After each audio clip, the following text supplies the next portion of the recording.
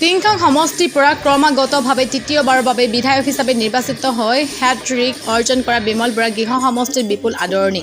বুধবাৰে প্ৰধানমন্ত্ৰী নৰেন্দ্ৰ মোদীৰ নেতৃত্বত কেন্দ্ৰীয় চৰকাৰৰ 12 বছৰ সম্পূৰ্ণ হোৱাৰ উপলক্ষে তেওঁ মহিমা মন্দিৰ শ্ৰী শ্ৰী জুৰিয়া আই থানত সেৱা জনোৱাৰ লগতে নৱনিৰ্মিত ৰাজগড় প্ৰেক্ষাগৃহৰ শুভ উদ্বোধন কৰে মন্ত্ৰীগৰাকীয়ে।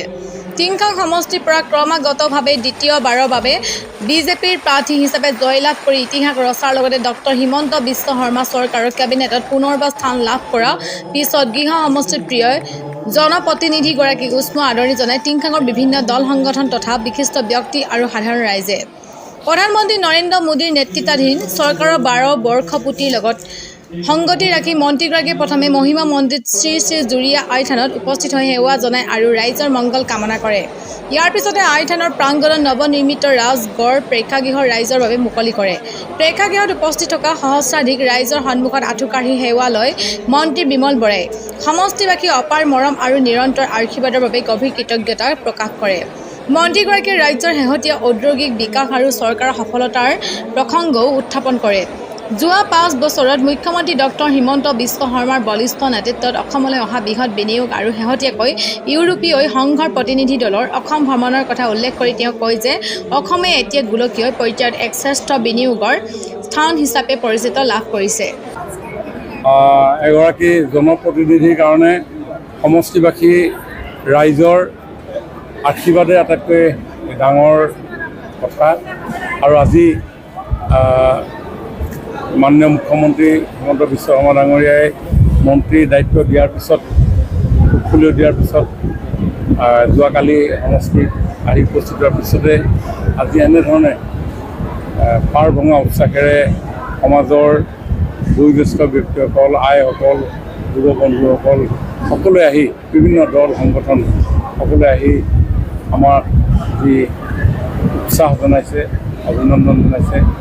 মই তেখেতসকলৰ উৎসাহ কৰা আন্তৰিকতাৰ কাৰণে অতি ধন্যবাদ আৰু কৃতজ্ঞতা জ্ঞাপন কৰিছোঁ। আৰু সদায় টিংখাঙৰ ৰাইজে মোক এনেধৰণে সাহস দি আহিছে আৰু সেই সাহসৰ কাৰণতে হয়তো মন্ত্ৰীৰ দায়িত্ব পালন কৰিবৰ কাৰণেও বহু ক্ষেত্ৰত মোৰ সুবিধা হৈছে। কাৰণ সমষ্টিৰ ৰাইজে যেতিয়া সাহস দিয়ে তেতিয়া মন্ত্ৰীৰ দায়িত্ব পালন কৰিবৰ কাৰণে বহু সুবিধা হয়। কাৰণ মন্ত্ৰীৰ দায়িত্ব পালন কৰিবলৈ যাওঁতে অসমৰ বিভিন্ন ঠাইলৈ যাব লাগে। সেইটো সময়ত সমষ্টিবাসীয়ে যেতিয়া কিছু দায়িত্ব নিজেই লৈ লয় তেতিয়া আমি সেই কামসমূহ কৰিবলৈ সুবিধা হয়। গতিকে আজি পাৰ ভঙা উৎসাহেৰে সেই নৱনিৰ্মিত প্ৰেক্ষাগৃহৰ সহস্ৰজনৰ আশীৰ্বাদ আজি আমাৰ ওপৰত বৰ্ষিত হ'ল। ইয়ে আগন্তুক দিনত আৰু দায়বদ্ধতাৰে কাম কৰিবৰ কাৰণে সদায় আমাক সোঁৱৰাই দিয়ে। 5টা বছৰ মুখ্যমন্ত্ৰী হিমন্ত বিশ্ব শৰ্মা ডাঙৰীয়াৰ নেতৃত্বত ঔদ্যোগিক ক্ষেত্ৰখনত এক আমূল পৰিৱৰ্তন সম্ভৱ হৈছে, যাৰ কাৰণে অসমত এতিয়ালৈ প্ৰায় 5,80,000 কোটি টকাৰ MOU স্বাক্ষৰ হৈছে। প্ৰায় 2,17,000 কোটি টকাৰ প্ৰজেক্ট গ্ৰাউণ্ডেড হৈছে। ইয়েই এটা খুব ভাল বাৰ্তা কঢ়িয়াই আনিছে ঔদ্যোগিক ক্ষেত্ৰখনৰ কাৰণে। আৰু ঔদ্যোগিক ক্ষেত্ৰ যেতিয়া শক্তিশালী হ'ব, এখন ৰাজ্য বা দেশৰ অৰ্থনীতি শক্তিশালী হয়, কৰ্মসংস্থাপন সৃষ্টি হয়।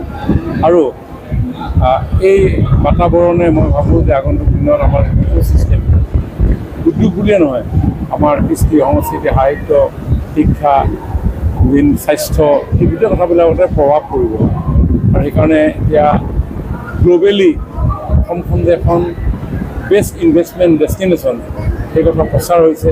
সেইকাৰণে যোৱা 2 দিন আপোনালোকে যদি লক্ষ্য কৰিছে, ইউৰোপীয়ান ইউনিয়নৰ এটা ডাঙৰ ডেলিগেশ্যন অসমলৈ আহিছে। মুখ্যমন্ত্ৰী ডাঙৰীয়াই তেওঁলোকৰ লগত বাৰ্তালাপত মিলিত হৈছে। বিভিন্ন ক্ষেত্ৰত কেনেকৈ আৰু ইউৰোপীয়ান ইউনিয়নৰ গ্ল'বেল বিজনেছ লিডাৰ আছে তেওঁলোকে ইয়াতে ইনভেষ্টমেণ্ট কৰি অসমখনক কেনেকৈ আগুৱাই লৈ যাব পাৰে তাৰ বিষয়ে আলোচনা বিলোচনা চলিছে। মই ভাবোঁ এই দিশে আমি অসমখনক আগুৱাই লৈ যাবৰ কাৰণে যথেষ্ট ভাল পৰিৱেশ সৃষ্টি হ'ব।